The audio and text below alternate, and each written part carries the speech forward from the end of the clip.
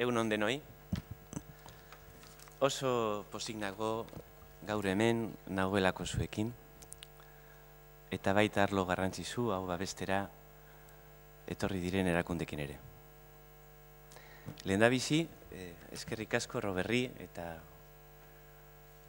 enpresarean lantaldeari gonbidatzeagatik. Eta bi aldiz eskertu behar dut. Lehenengo, foro hau asko interesetzen zaidalako. Gero kontatuko dizuedanez, uste osoa dut hau bezalako. Ekimenak guztiz estrategikoak dira. Gaur egon ekonomiak eta enpresek dituzten arazo larriak konpontzeko. Zuen lana oso estrategikoa da. Eta bigarren, gonbidatu nauzuelako naiz, eta badakizuen ezin dudala hitzaldi bat euskaraz egin. Euskaraz irakurri eta gero eta gehiago ulertzen dut, baina oraindik ez dakit nahiko zuen aurrean ondo hitz egiteko eta zuen galderei erantzuteko. Kontraesan handia bat. Kontraesan handia da badakit. Gaur bezalako egun batean, hau bezalako hitzaldi baten, nigan konfiantza jartzea, oraindik ez baitu behar besteko alegina egin nire eguneroko lanean euskaraz egiteko. Baina neu ere kontraesan handiagoan nago. Badakit ikalauen eta Deustuko Unibertsitatean ditudan ardurak edukita. Euskaraz hitz egin beharko nukeela eta euskara sustatu. Derrigorrezkoa dela uste dut eta ongi dakit gabe ezin dudala nire lana ondo egin. Are gehiago, nire birraitona amonak euskarak bizi zirelako ataunen, Torronsortarrak hangoak gara. Eta Diman, nire bigarren abizena Artabe da.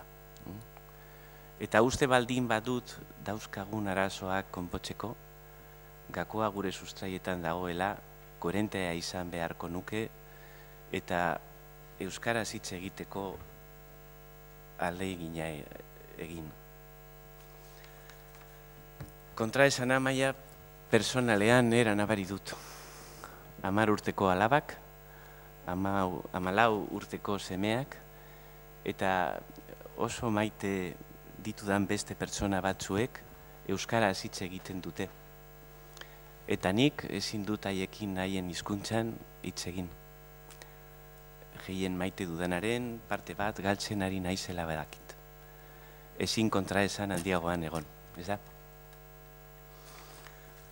Eskerrak bihotzez. Enpresarean ekimenari, kontraesanan egotea ez delako zuentzat oztopo izan. Ez da paradoxak beteriko persona bat ekartzea ere, arrisku hori hartuta. Aukera eman didazuelako. Eta baita indarra ere, neure buruarekiko, familiarekin, lankidekin eta herri honekin dudan zorragerian aitortuz, zuren aurrean agertzeko.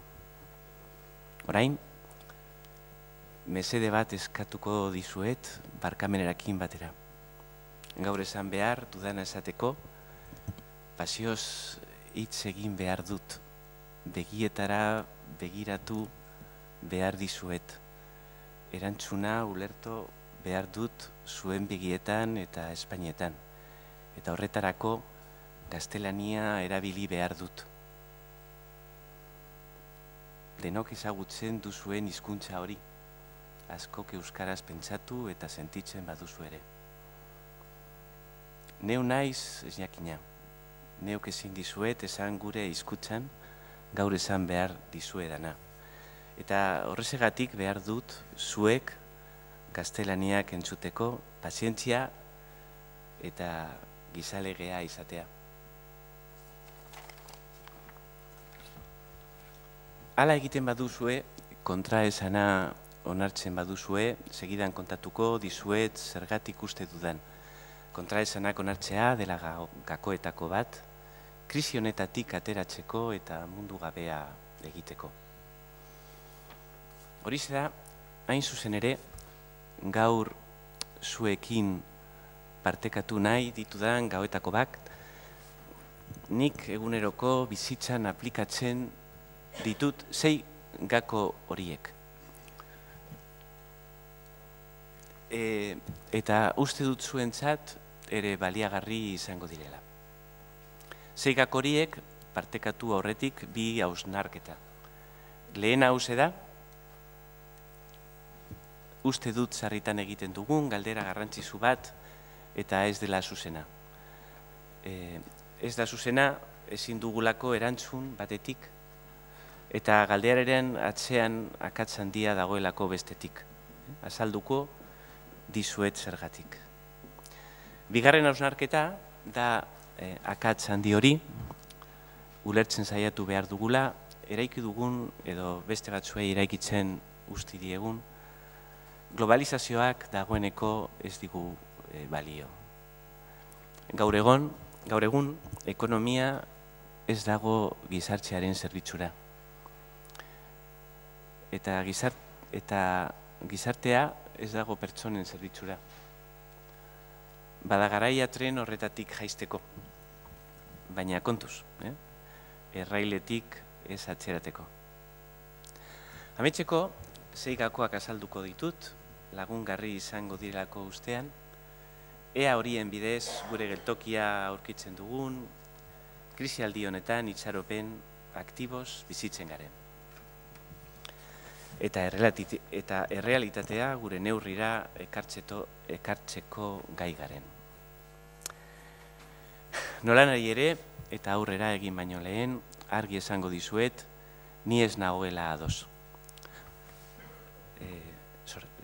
Ni ez nagoela ados apokalipsia iragartzen duten ahotsekin. Ez naiz iluso bat, baina ilusioak ditut. Hau da, egoera gordina ikusi eta ezagutzen dut, baina orain erredunak denok garela, diotenengan baino askoz fede handiagoa dut. Irten bideak bilatzen ari direnengan. Asko dira, behar bada, ez dute ospe eta entzutzea antirk, baina gure astetik sortuko den indarra proiektu amankomuna, indar geldiezina, iruditzen zait. Naiz eta ez egon oso modan, nik iratxopenez eta itxaropenez eta itxaropenetik hitz egitera etorri naiz. Erderaz hasi aurretik, berriro diotzuet barkatu eta eskerrik asko. Oso eskubalak zarete nire kontra esanakin, eta nik ordea nire alegina baino ezin dizuet agindu. Euskara behin betiko ikasteko alegina, eta lanean eta etxean euskaraz egiteko. Eskerrik asko bihotzez, erderaz jarraiko dugu, gardenkiak euskarak egongo dira. Me decía Robert que algunas personas se habían enfadado, y lo entiendo, porque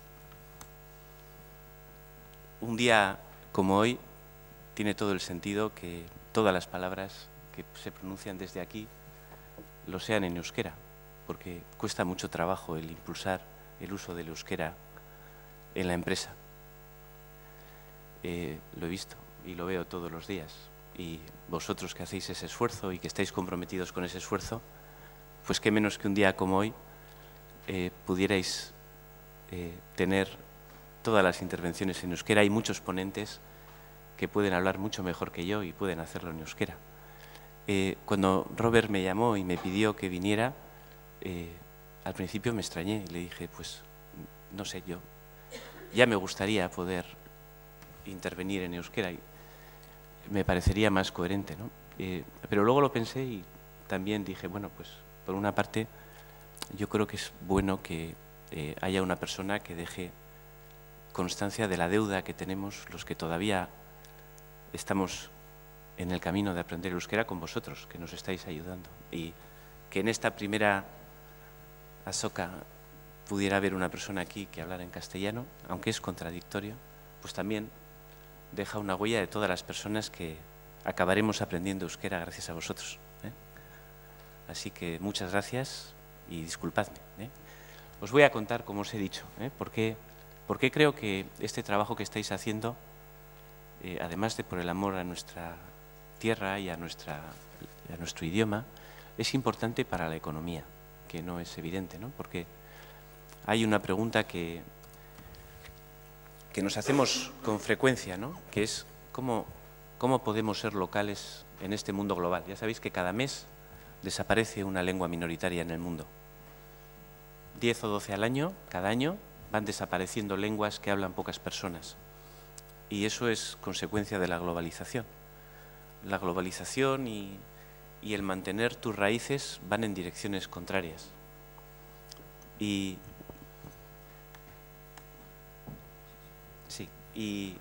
el otro día, por ejemplo, estaba en una charla que dio el presidente de CIA Automotive y cuando le preguntábamos, oye, pero ¿qué consejo das a los jóvenes que acaban la carrera ahora y que se incorporan al mercado del trabajo? Porque hay un problema grave ahora, no hay trabajo, no hay empleo para los jóvenes que acaban los estudios.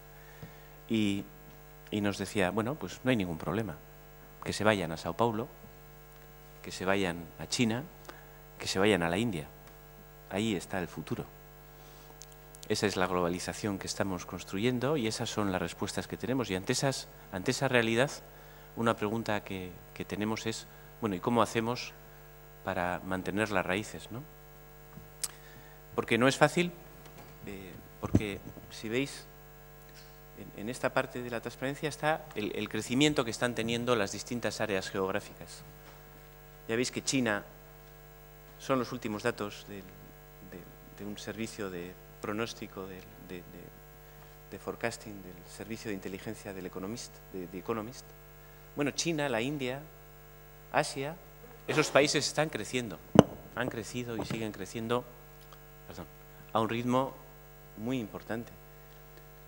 Incluso África o Latinoamérica están creciendo a ritmos que permiten la creación de empleo. Y sin embargo, en nosotros, y cuando digo nosotros digo toda Europa, no solamente España, donde el problema es más grave, o Euskadi, pero veis que la zona euro es la zona que en este momento tiene el menor crecimiento de la economía. Con ese ritmo de crecimiento de la economía no se crea empleo.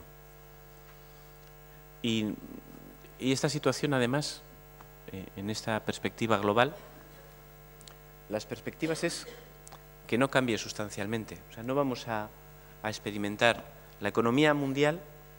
Todo el mundo espera que durante los siguientes años, hasta el 2016, crezca como media, pues eso, al 3-4%, pero con esa diferencia, que hay algunos países que van creciendo al 8% y otros no crecen.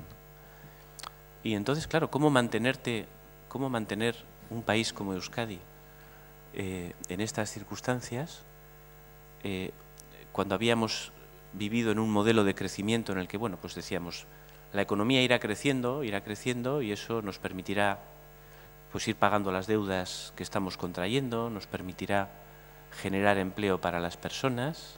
Bueno, pues no va a ser así. No va a ser así y hay otro tema adicional que está pasando en todos los países desarrollados. No es un tema solamente que afecte a Euskadi o que afecte a Europa. Esto está pasando también en Estados Unidos y aquí veis qué es lo que ha pasado en la última década en Estados Unidos. En la última década, esto es cómo ha evolucionado el empleo en la industria en Estados Unidos. El empleo en la industria se ha desplomado. ¿Por qué? Porque las empresas han llevado la fabricación a los países de bajo coste y gracias a eso han ganado mucho más dinero. Esto es, los ingresos de esas mismas compañías americanas que antes fabricaban en Estados Unidos y se han llevado el empleo a países de bajo coste y han dicho, bueno, no pasa nada, ganamos más dinero. Bueno, sí pasa algo, que sus hijos, su ciudad, su país se queda sin empleo. y un país así no es sostenible. Los fenómenos migratorios, para algunos son la solución universal. Dicen, bueno, pues no pasa nada, pues la gente se moverá en este mundo global y eso solucionará todos los problemas. Pues donde haya crecimiento irán las personas y ya está. Pues esta es la evolución, por ejemplo, que hemos tenido en los últimos años, en 2003, 2004, 2006, estos son los últimos datos del 2010. Hemos tenido años en los que la economía vasca ha estado creciendo y se ha producido el fenómeno de la migración, pero esto también nos plantea retos importantes a la hora de convivir con estas personas y de entender cómo se produce la integración o sea que la migración es la respuesta universal de la globalización y, sin embargo, plantea muchos problemas que hoy día no tienen solución. Luego también toda la economía global se basa en un principio que es el del consumo, ¿no? O sea, hemos planteado un sistema económico que está construido sobre la hipótesis de que lo que buscamos las personas es consumir, y eso es lo que nos satisface, ¿no? Además es un consumo que es insostenible, que hay 7.000 millones de personas en el mundo, de los cuales pues 1.000 millones hemos vivido como este que está arriba en la foto, ¿no? Y 6.000 millones están viviendo como vive el de abajo, ¿no? No es sostenible, no hay capacidad para aguantar eso, sobre todo para aquellos que les toca estar en la parte de abajo, ¿no? O sea que cuando nos hacemos esta pregunta, ¿cómo podemos ser locales en un mundo global? Yo creo que nos estamos equivocando. Nos estamos equivocando porque la pregunta no es cómo ser locales en un mundo global, la pregunta es cómo construimos una globalización bien hecha. La globalización que hemos construido entre todos, que hemos dejado construir, está profundamente mal hecha, está enferma. La globalización es necesaria, hay muchos retos que tenemos a nivel global que deben ser abordados con una perspectiva global. El reto de los recursos naturales, el reto del cambio climático, el entender cómo podemos construir una paz estable global. Todo eso hay que abordarlo a escala global, o sea que la globalización es importante. No podemos vivir de espaldas al hecho de que estamos todos subidos en este mismo barco. El problema es que hemos construido una globalización que no funciona.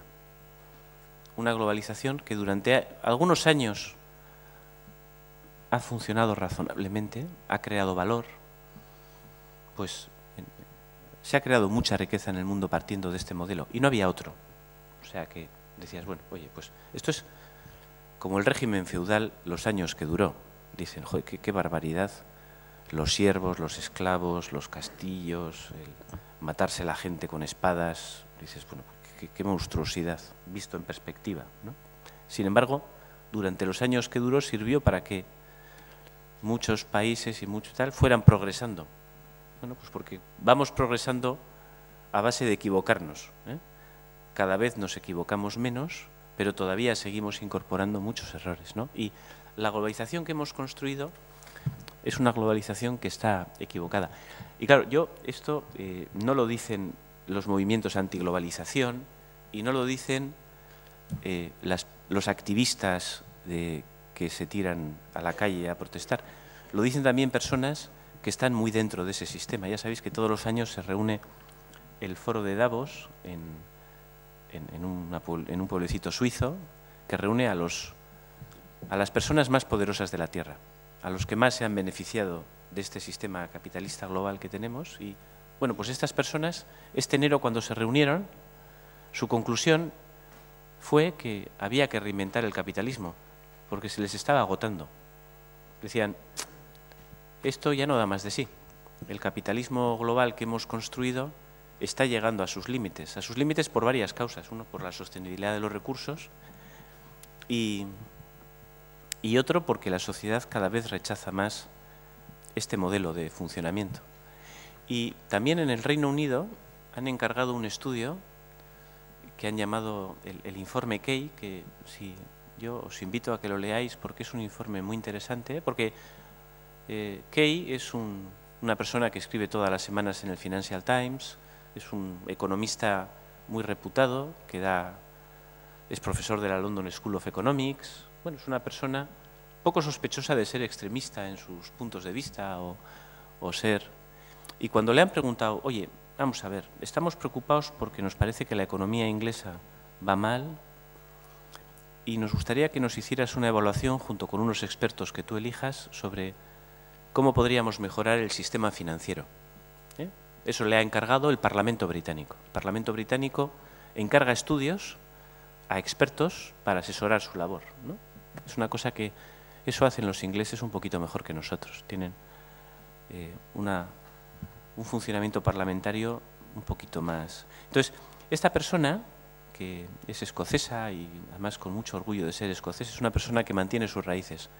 Ha hecho un informe muy duro sobre el sistema financiero y ha dicho, bueno, pues tenemos un sistema financiero que es tremendamente cortoplacista y en el que dominan las posiciones especuladoras.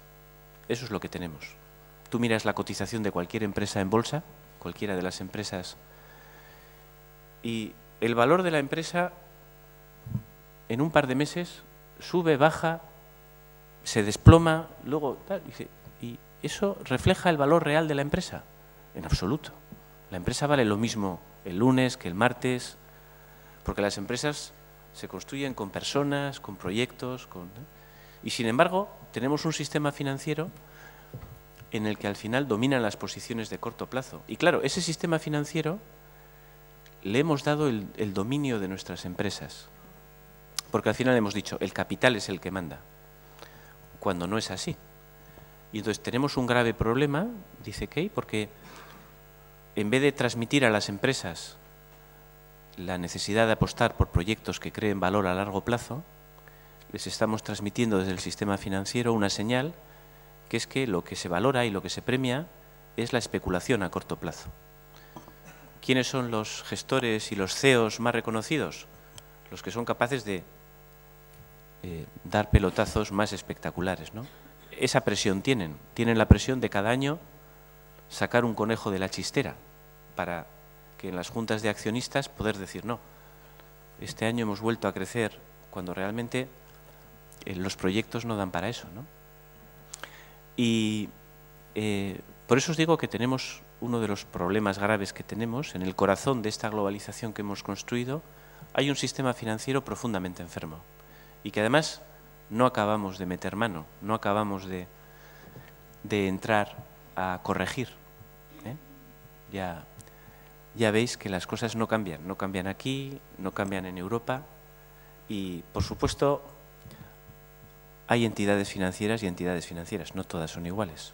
Pues Carlos, hace poco han hecho el test de solvencia y ya se ha visto que no todas las entidades son iguales, que hay sitios donde hacemos las cosas un poquito mejor. Igual porque tenemos raíces, igual porque no nos hemos dejado llevar por ese modelo de especulación.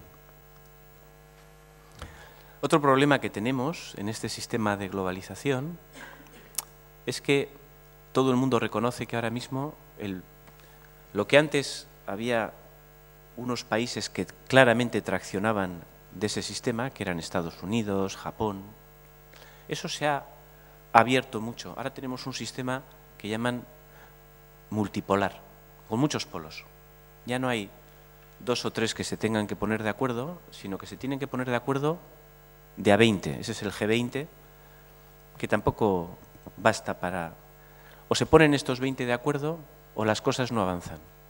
Eso es lo que todo el mundo dice. No, lo que hace falta es que el G20 se ponga de acuerdo. Pues, ¿qué es lo que estamos viendo una y otra vez los ciudadanos? Pues que no son capaces de ponerse de acuerdo. Tenemos un sistema que para que funcione exige que haya muchos agentes que se pongan de acuerdo y estas personas no saben cómo hacerlo. Las instituciones globales de gobernanza no están funcionando. Mirad lo que está pasando en Europa con el tema del euro, que todo el mundo dice, no, si con que aquí se pusieran de acuerdo un poco 2 o 3, esto se arreglaba echando leches, pero son incapaces de ponerse de acuerdo. Y entonces estamos siempre con la serpiente que se muerde la cola, en el que no somos capaces de arreglar. Os decía también que hay un problema grave de sostenibilidad de los recursos. Esto es... Vosotros, no sé si recordaréis, hace unos años, cuando todavía no había empezado esta gigantesca crisis, pues que fue en 2008 por ahí, yo recuerdo que había muchas voces que hablaban de que el coste, el incremento del coste, estos son unos cuantos indicadores globales para medir el coste de las materias primas, del petróleo, de los metales, de la comida, de otras materias primas y del oro, ¿vale? Son unos indicadores que miden el precio que tienen a nivel global como media estos bienes. Entonces, yo recuerdo que en 2008, en varias conferencias que yo fui, en varias charlas, la gente decía, cuidado, que el coste el que están alcanzando las materias primas es insostenible. La economía se está recalentando y la industria cada vez tiene que comprar materias más caras que luego no puede repercutir su precio al mercado final. Y aquí saltaban alarmas. Y, claro, le echamos toda la culpa del problema que hemos tenido a Lehman Brothers y a las hipotecas basura, pero yo tengo la idea de que una gran parte de la crisis que hemos vivido se debió a ese sobrecalentamiento del precio de las materias primas. Claro, como la economía se desplomó, como todo el mundo dejó de fabricar, los precios cayeron de golpe. Esto pasó en la crisis global anterior, que fue hace unos años, ¿vale? Y lo que pasa es que después hemos empezado otra vez. Ahí dijeron, tranquilos, que esto ha sido culpa de Lehman Brothers, vamos a rearmar el sistema y vamos a conseguir que la economía vuelva a funcionar bien. Bueno, rearrancaron el sistema. Claro, en el rearranque del sistema se subieron 1.000 millones de personas más a la moto, ¿vale? Porque había 1.000 millones, de los 7.000 millones de personas que consumen en el mundo, estábamos consumiendo 1.000 millones. Pero es que ahora también los chinos quieren lavadoras y coches y quieren comer hamburguesas los fines de semana y los indios, y claro, pues las clases medias, en Sudamérica se ha producido una gran consolidación del fenómeno de las clases medias, se está produciendo ahora. ¿Qué pasa? Pues que cada vez más está subiendo y mirad lo que ha pasado con el coste de las materias primas. Y ahora mismo, este año 2012, estamos otra vez, dicen, a la puerta de una recesión. Dicen, joder, no me explico por qué será la recesión y tal. Bueno, pues será por muchas razones, pero yo estoy seguro que una de las razones es porque otra vez el coste de las materias primas se está disparando. Y eso la industria no lo puede repercutir al mercado. ¿Y entonces qué pasa? Pues que como no encontramos la salida, la economía se vuelve a enfriar, que es lo que está pasando ahora. No tiene solución. Hemos construido una globalización en la que muchas preguntas no tienen solución. Otra de las preguntas que no tiene solución es el estado del bienestar que hemos construido. Hemos construido un estado del bienestar a base de endeudar a nuestros hijos y a nuestros nietos. Nos hemos metido en esta dinámica de corto plazo, que os decía que tiene uno de sus corazones más potentes en el sistema financiero, pero también en la política se ha instalado esos ciclos de 4 años en casi todos los sitios, donde al final acaba siendo todo el indicador del mes que viene o las elecciones del año que viene. Y eso ha llevado no es un problema de aquí, es un problema global. Nos ha llevado a construir un estado del bienestar a base de endeudarnos. Endeudarnos y endeudarnos y endeudarnos. Esto es, cuanto más oscuro, mayor es el nivel de deuda en relación con lo que realmente tiene de ingresos ese país. Bueno, pues ya veis que Estados Unidos, Francia, Alemania, están incluso más endeudados que nosotros. Ya sabéis que nos están echando el perro porque estamos muy endeudados en España y en general, y sin embargo, pues Alemania o Francia en relación con sus ingresos están más endeudados. Los estados, el estado del bienestar. Aquí en España se suma la deuda privada, por eso es una situación un poco más complicada. Pero, bueno, pues, claro, esta deuda que estamos dejando es una hipoteca sobre el futuro de nuestros hijos, porque cuando ellos lleguen y digan, bueno, pues me voy a endeudar, no, si ya no te puedes endeudar, si lo que tienes que hacer es al contrario, pagar la deuda que han dejado tus padres y tus abuelos, y dices, ¡joder, qué bien! Qué gran mundo me han dejado, ¿no? Por eso, el modelo económico que tenemos ahora, el modelo de la globalización, Bueno, hay algunas personas que dicen que no, que esto vuelve a ser otra vez un constipado y que se rearmará y que tenemos capitalismo global para un siglo más, ¿no? Yo y otras muchas personas pensamos que no es así, que de la misma manera que, bueno, pues ahora cuando miramos hacia atrás en la historia vemos que hubo todo un sistema de relaciones económicas y sociales y económicas y políticas que duró pues cientos de años, pero que llegó un momento en que ya no daba respuesta. La Edad Media llegó un momento en que no daba respuesta a los problemas que tenían las personas. Empezó a haber una cosa que siempre, en todos estos hitos de cambio, ha habido una cosa que se llaman las revoluciones burguesas, que es que la gente pacífica, la gente que está en su casa, que no quiere líos, se acaba tirando a la calle, porque dice, oye, es que no entiendo nada, es que esto... Porque siempre hay revoluciones, pero siempre ha habido revoluciones, pero hay un momento en el que los revolucionarios son la inmensa mayoría de las personas de los países, ¿no? Y eso en el tiempo nos ha ido pasando. Hay una época que a mí me inspira, que es el Renacimiento, porque yo creo que estamos en una etapa similar, ¿no? Durante muchos años ha habido un sistema que empezó pues bueno, realmente nace de toda la concepción del comercio, pero que con la revolución industrial y con la globalización que hemos experimentado en la última parte del siglo XX, pues ha ido creciendo y creciendo y creciendo, pero ese sistema que ha generado valor y que nos ha permitido resolver muchos problemas, ahora mismo ya está obsoleto, está cascado, ya no, ese sistema no nos sirve. Y el asunto es que no sabemos todavía cuál es el nuevo sistema que nos va a servir. No hay una respuesta clara, no tenemos un nuevo modelo. Ese modelo está emergiendo de distintas maneras, pero todavía no lo tenemos. Y entonces vamos a vivir unos años que en muchos sentidos van a ser como lo que fue el primer Renacimiento, ¿no? Vamos a vivir un segundo Renacimiento. Claro, el Renacimiento duró décadas, O sea, el Renacimiento no es...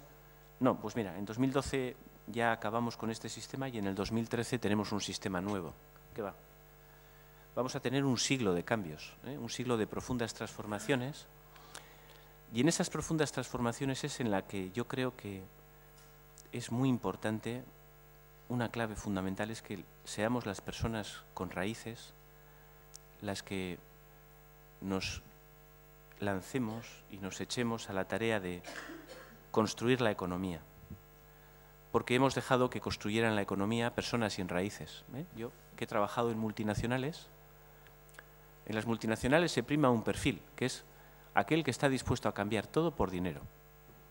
Es decir, oye, que ahora te tienes que ir a Venezuela, pero no te preocupes, que vas a tener una casa estupenda y vas a tener el colegio de los hijos pagados en tal y cual, y te vamos a pagar una pasta y vas a tener un cochazo y tal, y eso es lo que cambias. O sea, cambias el estar cerca de las personas que quieres, de tus amigos, bueno, pues por dinero, eso es.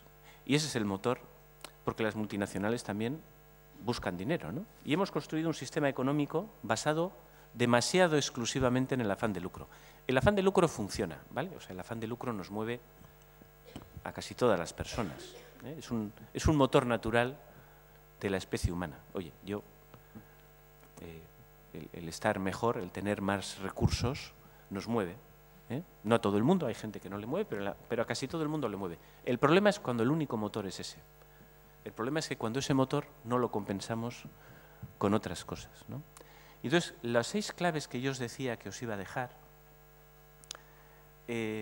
bueno, pues son claves que nacen de la experiencia y de la constatación, primero, de que este asunto no nos lo va a resolver nadie, ¿vale? O sea, ese pensamiento mágico que tenemos de que esto lo va a resolver, pues me da igual, Angela Merkel o Zapatero o Rajoy o el Endacari anterior o el siguiente, mirad, esto no lo resuelven, esto no lo va a resolver nadie de los que está, bueno, vosotros tenéis la experiencia de impulsar el euskera el impulso del euskera lo hacéis las personas que estáis a pie y tal, y os apoyáis en las personas que dentro de las empresas, los cambios nunca se apoyan desde arriba, nunca, porque el que está arriba ha llegado arriba y está arriba en un determinado modelo, en un determinado sistema, y si las cosas cambian, no tiene ninguna garantía de que vaya a seguir arriba.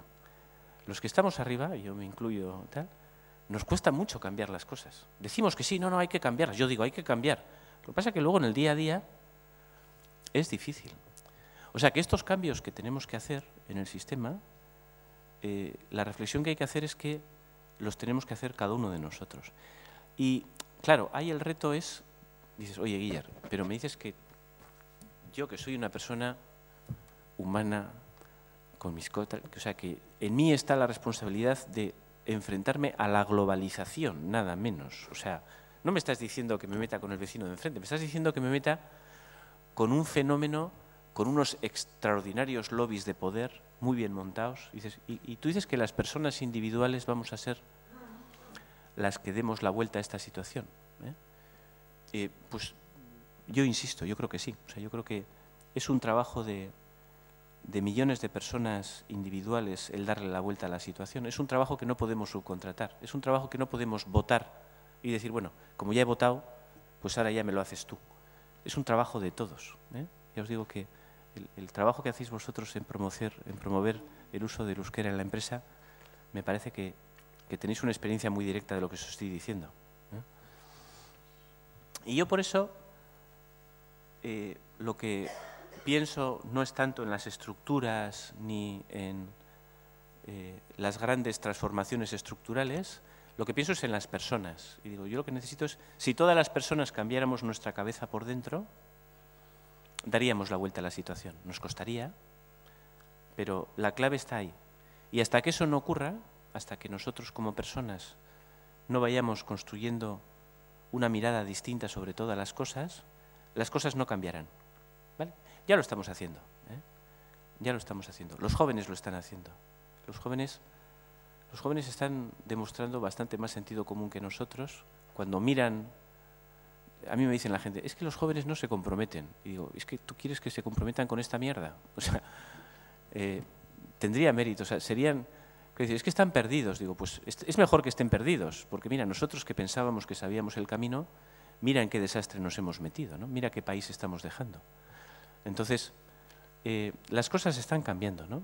Y de nosotros depende cambiarlas. Yo os propongo 6 miradas, 6 miradas que yo creo que nos ayudarán a encontrar sentido en esta situación y nos ayudarán a ir cambiando poco a poco las cosas. Porque la primera mirada es la de Leonardo y con ella os quiero hablar de la mirada del Renacimiento, ¿no? Eso que os decía antes. Tenemos que tener en la mirada la idea de que los cambios que tenemos que hacer van a durar muchas décadas. No vamos a cambiar las cosas ni en una semana, ni en 2, ni en un año. Me decía Robert, la idea de esta feria la tuvimos hace 2 años y nos ha costado 2 años sacarla adelante porque hay que construir el compromiso de las personas, hay que conseguir recursos, y es así.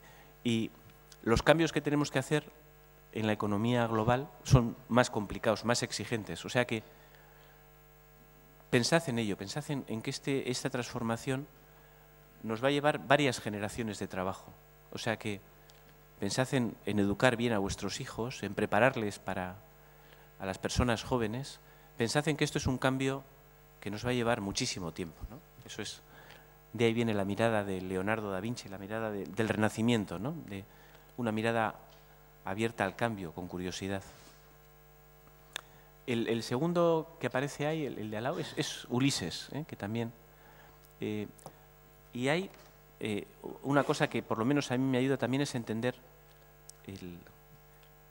la trayectoria profesional, lo que hacemos como un viaje, ¿vale? Porque realmente no vamos a llegar al puerto de destino. No sé si conocéis una poesía de Kebafis que habla de Ulises y le dice, realmente Ulises siempre estaba pensando en que iba a llegar a Ítaca, ¿no? Y nosotros siempre podemos pensar que vamos a construir una globalización mejor construida, pero realmente nunca la vamos a ver, no vamos a llegar nunca a ese puerto de destino. realmente lo que vamos a tener es mucho viaje. Vamos a tener que... Y cuando viajamos, nosotros somos distintos cuando estamos en nuestra casa que cuando viajamos. Nos adaptamos nuestras decisiones y nuestro nivel de confort. Muchas cosas son distintas cuando estamos en nuestra casa que cuando viajamos. Cuando estamos viajando, aceptamos la provisionalidad, aceptamos muchas cosas que en nuestra casa no toleraríamos. Bueno, pues tenemos que acostumbrarnos a vivir la vida profesional como un viaje, ¿no? Y lo que hacemos también con esa misma mirada, la mirada del viajero, no la mirada del que ha llegado ya o va a llegar, sino la mirada del que está viajando y va a viajar durante mucho tiempo. Hay otra mirada que suelo poner, que es la de Indiana Jones. Indiana Jones es un personaje que en sus películas, en muchas ocasiones, le preguntan, oye, pero ¿qué plan tienes? Porque, bueno, pues está en una situación complicada y entonces le preguntan, bueno, ¿tendrás un plan o cuál es el plan? Y él siempre contesta, es algo que se repite en las 3 películas, ¿eh? Pues él siempre responde, no lo sé, improviso sobre la marcha.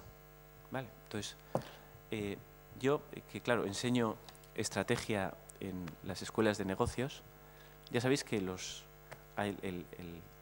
teórico de la estrategia, que es Mintzberg, claro, esto de improvisar sobre la marcha parece poco técnico, ¿no? Y entonces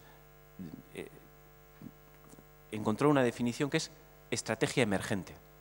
Dice, entonces, a veces en las empresas y en los proyectos hay que aplicar la estrategia emergente, que es improvisar sobre la marcha, ¿vale? Es no tener un plan muy claro, porque las cosas van a cambiar tanto, las cosas se van a mover este próximo año. Este próximo año vamos a ver cambios muy profundos en muchas cosas. Entonces, claro, si tú llevas un plano muy exacto y te quieres amarrar a ese plano, pierdes mucha información de las cosas que van cambiando, ¿no? Entonces, hay que tener una conciencia de que ir adaptando la estrategia constantemente. No hay que tener planes muy fijos, hay que ir adaptándose a lo que ocurre. La otra clave, la otra mirada que os propongo es la mirada del Egur al día, y esta reflexión está conectada con la complejidad. Vivimos en un mundo cada vez más complejo, ¿eh? Estamos en un sistema profundamente interrelacionado y entonces algo a lo que nosotros estamos acostumbrados, que es la causa-efecto, nos han educado la cabeza a pensar que si yo pues hago así, pues la copa se llena de agua. Bueno, pues en el modelo que tenemos ahora hacemos así y resulta que el agua sale proyectada para todos los que estáis en la sala. Y entonces decimos, espera, pero ¿cómo? Todo está tan interconectado que las relaciones causa-efecto iniciales no funcionan. Y entonces no tenemos la cabeza preparada para funcionar en sistemas complejos. Un sistema complejo, que es uno de los más estudiados, es el clima, el tiempo meteorológico. Es un sistema extraordinariamente complejo. Lo de que una mariposa agite las alas en Japón y provoque... todo está conectado y los meteorólogos, al final, han desarrollado una ciencia muy precisa, cada vez más precisa, para entender un sistema muy complejo. ¿Y sabéis en qué se basa? Se basa fundamentalmente en 2 cosas. Uno, en tener historia de lo que ha ocurrido antes, es decir, oye, y 2, en tener una red de puntos de detección extendida que les permite saber qué es lo que ha pasado hasta este momento. Y con eso, con esas 2 cosas sencillas, que es decir, mira, yo tengo que tener conciencia de la historia, tengo que saber cuál ha sido, cuando se han dado estas circunstancias, qué es lo que ha ocurrido después. Y 2, tengo que saber muy bien qué es lo que está pasando y no me vale lo que está pasando en un único punto, tengo que tener una red de puntos distribuidos. Ahora mismo tenemos una herramienta muy potente para construir, para construir la visión de lo que ha pasado en la historia. La solución es animarse y aficionarse a leer historia, ¿vale? Entender, porque todo lo que está pasando ahora ha pasado antes ya, no estamos... Entonces, el coger perspectiva histórica de lo que está pasando es importante. Y lo de la red de detección, mirad, yo cuando hablan del tema de las redes sociales, de Facebook, de Twitter, nunca como ahora hemos tenido una herramienta que nos permita hacer eso, es detectar cómo están las personas en sitios muy diversos en un mismo momento. Porque cuando la gente utiliza las redes sociales, habla de lo que siente, habla de lo que le preocupa, y si tú realmente construyes una visión, utilizas las redes sociales para esto, para conectarte con muchos puntos que te van diciendo lo que están viendo, adquieres una visión mucho más precisa que si solamente te informas en un punto, ¿no? Entonces, en todos los cambios que están, esta visión de los meteorólogos, del Euskaldia, es una visión que nos aporta mucho valor. El tener muchos puntos de no escucharle solamente a una persona, escuchar a muchas personas, porque esa visión que están construyendo desde todos esos puntos de detección es una visión mucho más completa de lo que está ocurriendo y nos va a permitir entender qué es lo que va a ocurrir después. Hay, este no lo conoceréis, es uno de los gurús del management, aunque pues realmente es una persona que lleva pues 30 años escribiendo cosas bastante... O sea, es una persona que siempre ha sido muy crítica con la globalización, no ahora. Ahora es fácil ser crítico con la globalización. Este era crítico hace 30 años. Y ha escrito varios libros, se llama Charles Handy. Yo os animo a que leáis, busquéis citas, encontréis alguno de sus libros, porque es una persona que ha tenido una visión desde hace mucho tiempo muy certera de lo que venía, ¿no? Y de los problemas que ahora estamos teniendo. Y él, uno de los consejos que daba, y con el que yo personalmente me quedé, que otra de las claves en esta situación tan compleja es que procuremos ser personas con portfolio de proyectos, que no nos cerremos a un único proyecto en nuestra vida. Ahí hay un concepto con el que yo estoy en guerra, que es el concepto de empleado.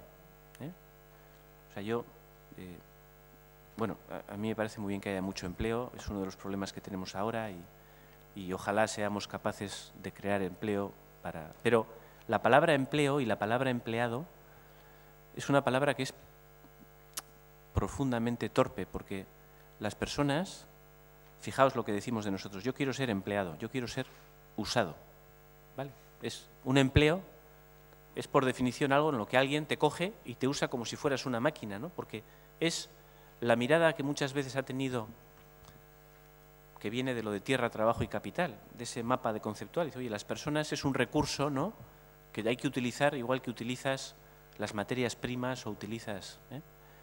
Y entonces, tenemos que escapar un poco de esa visión de que somos empleados. Somos personas y tenemos proyectos. Y probablemente un solo proyecto no llena nuestra vida, sino que tenemos que tener varios proyectos. Bueno, en uno tendremos además una nómina. Pero eso no somos nosotros, eso no es nuestra vida. Nuestra vida es un portfolio de proyectos, ¿no? Y en la medida que las empresas también vayan entendiendo esto, que no somos empleados, sino que somos personas y uno de nuestros proyectos coincide con... y ahí tenemos un proyecto compartido en esa empresa, ganaremos muchísima riqueza, ¿no? Y participaremos de una manera mucho más activa. La última de las miradas que os propongo, porque... Yo creo que, Robert, a menos cuarto es cuando acaba la última mirada que os propongo, que enlaza con la introducción que he hecho, ¿no? Es la mirada de la contradicción. Pues porque yo creo que estábamos acostumbrados a vivir en un mundo en el que las cosas eran o blancas o negras, ¿vale? O sea, las cosas o son blancas o son negras. Bueno, y había algunos que decían, bueno, yo admito que las cosas son grises, ¿vale? Realmente las cosas no son ni blancas ni negras, son grises. Y yo creo que con esas... Perdonad, con esas afirmaciones, pues muchos de nosotros nos sentimos identificados. Con lo que probablemente nos cuesta más identificarnos es con una tercera afirmación, es que las cosas pueden ser blancas y negras a la vez.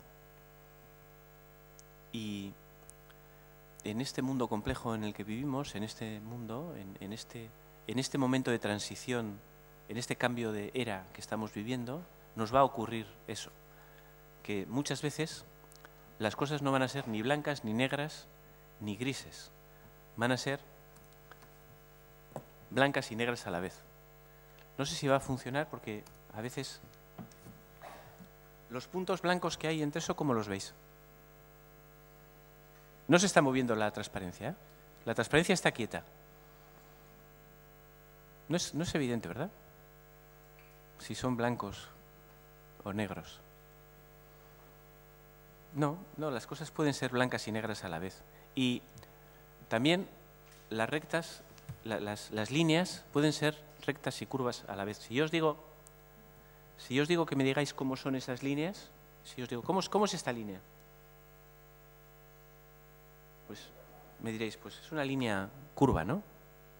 Parece curva. Y sin embargo, si lo miramos así, ¿verdad?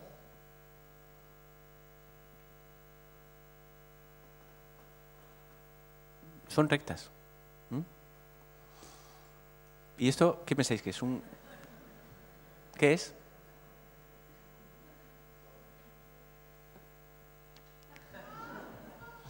Bueno, yo acabo ya. Yo quiero agradecer mucho a Empresarian que me ha invitado hoy aquí. Quiero disculparme con vosotros por la deuda que tengo con vosotros y por el esfuerzo que habéis tenido que hacer muchos de vosotros por seguirme y por... es contradictorio que yo esté hoy aquí, es contradictorio que una persona que sigue en deuda, que no ha hecho el esfuerzo, cuando además, por la posición que tengo, tendría que haberlo hecho hace tiempo, ¿eh? Me ha pillado con 40 y tantos años, ¿eh? Hasta los 40 años, la verdad, es que he vivido en un mundo en el que ni me escolaricé ni euskera, ni en mi casa de pequeño se hablaba, pues porque a mis padres, así como todos mis abuelos lo hablaban, pues ninguno de mis padres. Y entonces, pues, os agradezco mucho la atención que habéis tenido y nada, si queréis hacer alguna pregunta, pues estaré encantado de contestarla o charlar un ratillo más.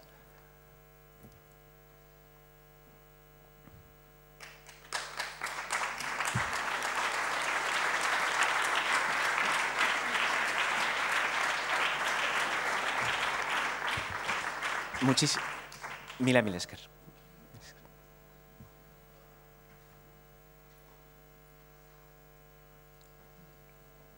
Bye.